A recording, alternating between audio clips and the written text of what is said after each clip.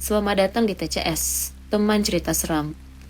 Pada kesempatan kali ini, aku bakal bacain cerita nih dari salah satu narasumber yang bercerita tentang sosok misterius di rumahnya. Tanpa menunggu lama-lama lagi, kita langsung aja nih bacain ceritanya. Jadi, ini adalah kisah dari adik saya yang berusia 16 tahun. Sebut saja namanya Laras. Laras hanya tinggal bersama ibu. Sebagai informasi saja, saya saat itu sedang ada dinas keluar kota. Jadi Laras, ibu dan ayah, hanya mereka yang tinggal di rumah. Jadi pada suatu malam, tiba-tiba ayah dan ibu harus lembur untuk bekerja. Kebetulan, ayah dan ibu itu satu kantor. Jadi mau tidak mau, Laras harus sendirian dulu di rumah saat malam itu. Pada sore harinya, Laras bermain dulu ke rumah teman tetangganya.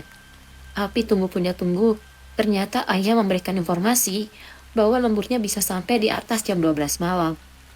Ayah saat itu menyuruh Laras untuk mengunci pintu dan tidur saja duluan. Sampai pada akhirnya, Laras mau tidak mau harus pulang, karena saat itu sudah menunjukkan jam 10 malam. Laras pun sendirian di rumah. Dia langsung menuju ke kamarnya yang ada di lantai atas. Kebetulan, kamarnya Laras ini memiliki jendela yang langsung mengarah ke halaman rumah. Jadi, jika ada yang datang nih dan mau masuk ke dalam rumah, pasti akan terdengar dan terlihat.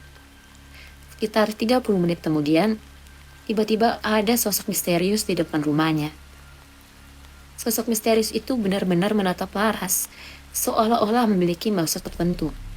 Laras saat itu mencoba bertanya kepada teman-teman tetangganya melalui handphonenya. Mungkin saja itu salah satu dari mereka yang berniat buat jahilin Laras karena tahu nih Laras bakal sendirian di rumah.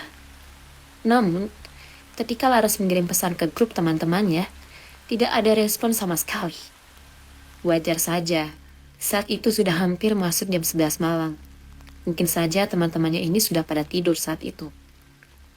Karena kebingungan dan ketakutannya, Laras akhirnya memberanikan diri untuk melihat sosok misterius itu lagi ke arah jendela. Dan betapa kagetnya Laras saat dia melihat bahwa sosok itu berada tepat di depan pintu rumahnya secara tiba-tiba. Wajahnya itu datar dengan matanya yang benar-benar melotot.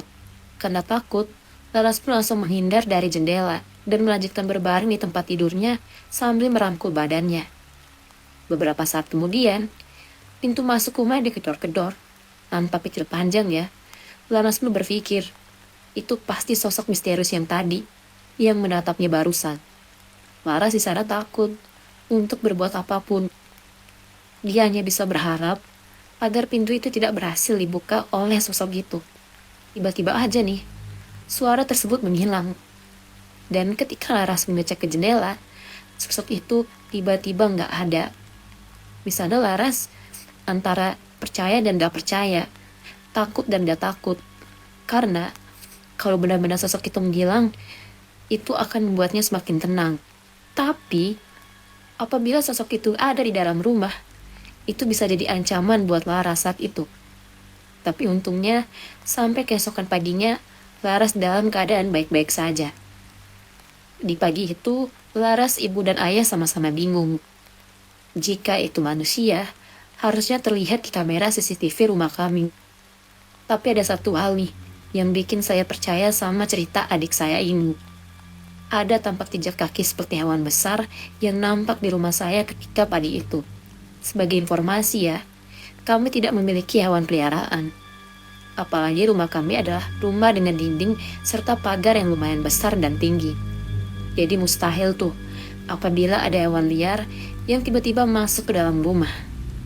Kalau menurut kalian, kira-kira itu sosok apa sih? Coba dong tulis pendapat kalian di kolom komentar.